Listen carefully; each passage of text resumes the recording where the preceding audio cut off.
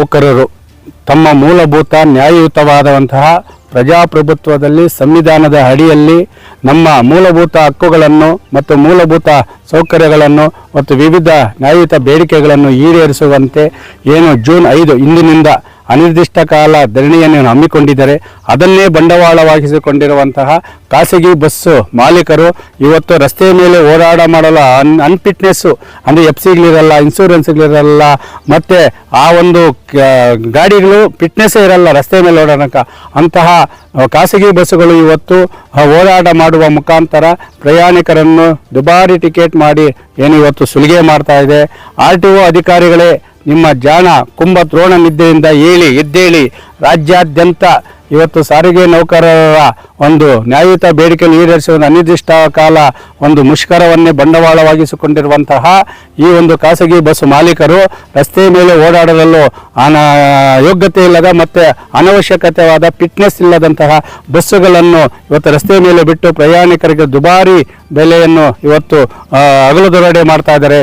ನಿಮ್ಮ RTO ಅಧಿಕಾರಿಗಳ ಕರ್ತವ್ಯ ನಿಷ್ಠೆಯನ್ನು ಕುಂಭ ದ್ರೋಣ ನಿದ್ದೆಯಿಂದ ಎದ್ದು ರಾಜ್ಯಾದ್ಯಂತ ಈ ಒಂದು ಖಾಸಗಿ ಬಸ್ಸುಗಳ ಅನ್ಫಿಟ್ನೆಸ್ ಮತ್ತು ಯೋಗ್ಯತೆ ಇಲ್ಲದಂತಹ ಈ ಒಂದು ಬಸ್ಸುಗಳನ್ನು ಸೀಸ್ ಮಾಡುವ ಮುಖಾಂತರ ಪ್ರಯಾಣಿಕರ ಪ್ರಾಣವನ್ನು ರಕ್ಷಣೆ ಮಾಡಬೇಕಂತೇಳಿ ಈ ಮೂಲಕ RTO ಅಧಿಕಾರಿಗಳನ್ನು ಒತ್ತಾಯ ಮಾಡ್ತಾ ಇದ್ದೀವಿ.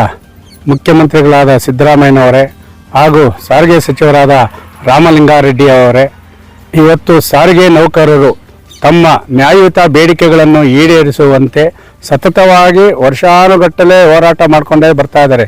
ಪ್ರತಿ ಸರಿ ಅವರು ಬೀದಿಗಿಳಿದಾಗ ಆ ಒಂದು ಸಾರಿಗೆ ನೌಕರರನ್ನು ಮನವೊಲಿಸಿ ಏನು ಇವತ್ತು ನಿಮ್ಮ ಬೇಡಿಕೆಗಳು ಈಡೇರಿಸಿ ಅಂತ ಹೇಳ್ತಾ ಇದ್ದಾರೆ. ಆದರೆ ಅವರ ನ್ಯಾಯಯುತ ಬೇಡಿಕೆಗಳು ಈಡೇರಿಸಲ್ಲ. ಏನು ಮೂಲ ವೇತನ ಇರ್ಬೋದು, ಮೂಲಭೂತ ಸೌಕರ್ಯಗಳಿರ್ಬೋದು, ಶಕ್ತಿ ಯೋಜನೆಯಿಂದ ಸರ್ಕಾರದಿಂದ ಒಂದು KSRTCಗಳಿಗೆ ಅಂದರೆ ಸಾರಿಗೆ ನಿಗಮಕ್ಕೆ ಬರುವಂತಹ ಈ ಒಂದು ಹಣದ ಬಾಕಿ ಇರ್ಬೋದು, ಮತ್ತಿತರ 101 ಸಮಸ್ಯೆ ಅವ್ರದ್ದಿರ್ಬೋದು. ಆದರೆ ಆ ಎಲ್ಲ ಸಮಸ್ಯೆಗಳನ್ನು ಬಗೆಹರಿಸಿ ಅಂತ ಹೇಳ್ತಾ ಇಲ್ಲ. ಅವರ ನ್ಯಾಯಯುತ ಬೇಡಿಕೆಗಳನ್ನು ಯಾಕೆ ನೀವು ಬಗೆಹರಿಸ್ತಾ ಇಲ್ಲ? ಇವತ್ತು ಸಾರಿಗೆ ನೌಕರರು ಏನು ಬೀದಿಗೆ ಇಳಿದಿದ್ದು ಮುಷ್ಕರ ಮಾಡ್ತಾ ಅನಿರ್ದಿಷ್ಟ ಕಾಲ ಮುಷ್ಕರ ಮಾಡ್ತಾ ಇರೋದ್ರಿಂದ ಅವ್ರು ಯಾರು ಇವತ್ತು ಬಸ್ಸುಗಳನ್ನು ಹತ್ತಾ ಇಲ್ಲ, ಚಾಲನೆ ಮಾಡ್ತಾ ಇಲ್ಲ.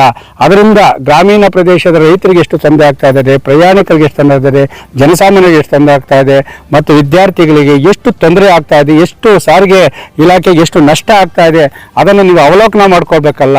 ನಿಮಗೆ ಆತ್ಮಸಾಕ್ಷಿ ಅನ್ನೋದು ಎಲ್ಲಿ ಹೋಗಿದೆ? ಅದರ ಜೊತೆಗೆ ಇವತ್ತು ಸಾರಿಗೆ ನೌಕರರು ಅನಿರ್ದಿಷ್ಟ ಕಾಲ ಮುಷ್ಕರ ಏನು ಮಾಡ್ತಾ ಇದ್ದಾರೆ, ಆ ಮುಷ್ಕರವನ್ನೇ ಬಂಡವಾಳವಾಗಿಸಿಕೊಂಡಿರುವ ಖಾಸಗಿ ಬಸ್ ಮಾಲೀಕರು ಇವತ್ತು ಅದಕ್ಕೆ FC ಇಲ್ಲ, ಇನ್ಶೂರೆನ್ಸ್ಗಳಿರಲ್ಲ, ಏನು ಇವತ್ತು ಸೆಡ್ಗಳಿರೋ ಎಲ್ಲ ಬಸ್ಸುಗಳು ಈಚೆ ಬಂದಿದೆ. ದುಬಾರಿ ಒಂದು ಟಿಕೆಟ್ ದರವನ್ನು ನಿಗದಿ ಮಾಡ್ತಾ ಪ್ರಯಾಣಿಕರ ಸುಲಿಗೆ ಮಾಡ್ತಾ ಇದ್ದಾರೆ. ಆದರೆ ಆ ರಸ್ತೆ ಮೇಲೆ ಓಡಾಡೋದಕ್ಕೆ ಅನ್ಫಿಟ್ನೆಸ್ ಅಂತಹ ಖಾಸಗಿ ಬಸ್ಸುಗಳು ಓಡಾಟ ಮಾಡ್ತಾ ಇದ್ರು. ಇವತ್ತು RTO ಅಧಿಕಾರಿಗಳು ಜಾಣ ನಿರ್ಧರಿದ್ದೀರಾ? RTO ಅಧಿಕಾರಿಗಳೇ, ಎದ್ದೇಳಿ, ನಿಮ್ಮ ಕಾಲ ಈಗ ಕೂಡು ಬಂದಿದೆ. ಇವತ್ತು ಖಾಸಗಿ ಬಸ್ಸುಗಳ ಮಾಲೀಕರು ಏನು ಇವತ್ತು FC-ಗಳಿಲ್ಲ, ಇನ್ಶೂರೆನ್ಸ್ಗಳಿಲ್ಲ, ಆದರೆ ಆ ರಸ್ತೆ ಮೇಲೆ ಓಡಾಡೋ ಫಿಟ್ನೆಸ್ ಇಲ್ಲದ ಗಾಡಿಗಳನ್ನು ಇವತ್ತು ಓಡಾಟ ಮಾಡುವ ಮುಖಾಂತರ ಏನು ದುಪ್ಪಟ್ಟು ಪ್ರಯಾಣಿಕರ ಹತ್ರ ಸುಲಿಗೆ ಮಾಡ್ತಾ ಇದ್ದಾರೆ. ನಿಮಗೆ ಇವತ್ತು ಯಾವ ಅಧಿಕಾರಿಗಳು ನಿಮ್ಮ ಅಡ್ಡ ಹಾಕಲ್ಲ. ನಮ್ಮನ್ನ RTO ಅಧಿಕಾರಿಗಳೇ ಜಾಣ ನಿರ್ಧೆಯಿಂದ ಎದ್ದು ಇವತ್ತು ನಾವು RTO ಬೀದಿಗಿಳಿದರೆ ಖಾಸಗಿ ಬಸ್ಸುಗಳ ಪರಿಸ್ಥಿತಿ ಏನಾಗ್ತಾ ಇದೆ ಅಂತೇಳಿ ತೋರಿಸಿಕೊಳ್ಳುವಂಥ ಕಾಲ ಬಂದಿದೆ.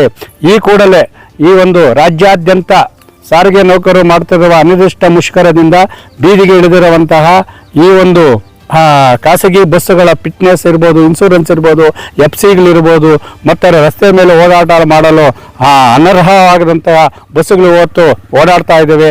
ಅವುಗಳ ವಿರುದ್ಧ ಸಮರ ಸಾರಿ ಅವುಗಳನ್ನು ಸೀಸ್ ಮಾಡುವ ಮುಖಾಂತರ ಪ್ರಯಾಣಿಕರ ಪ್ರಾಣವನ್ನು ರಕ್ಷಣೆ ಮಾಡಬೇಕಂತೇಳಿ ಈ ಮೂಲಕ RTO ಅಧಿಕಾರಿಗಳಿಗೆ ಮನವಿ ಮಾಡುವ ಜೊತೆಗೆ ಸಾರಿಗೆ ಇಲಾಖೆಯ ನೌಕರರು ಅನಿರ್ದಿಷ್ಟ ಅವಧಿ ಏನಿವತ್ತು ಧರಣಿ ಮಾಡ್ತಾ ಇದ್ದಾರೆ. ಅವರ ನ್ಯಾಯಯುತ ಬೇಡಿಕೆಗಳನ್ನು ಈ ಕೂಡಲೇ ಮಾನ್ಯ ಮುಖ್ಯಮಂತ್ರಿಗಳು ಮತ್ತು ಸಾರಿಗೆ ಮಂತ್ರಿಗಳು ಈಡೇರಿಸುವ ಮುಖಾಂತರ ಪ್ರಯಾಣಿಕರಿಗೆ ಆಗುತ್ತಿರುವಂತಹ ಈ ತೊಂದರೆಗಳನ್ನು ಮತ್ತು ಜನಸಾಮಾನ್ಯರಿಗೆ ಆಗುತ್ತಿರುವ ತೊಂದರೆಗಳನ್ನು ತಪ್ಪಿಸಬೇಕಂತೇಳಿ ಮನವಿಯನ್ನು ಮಾಡ್ತಾ ಇದ್ದೀವಿ.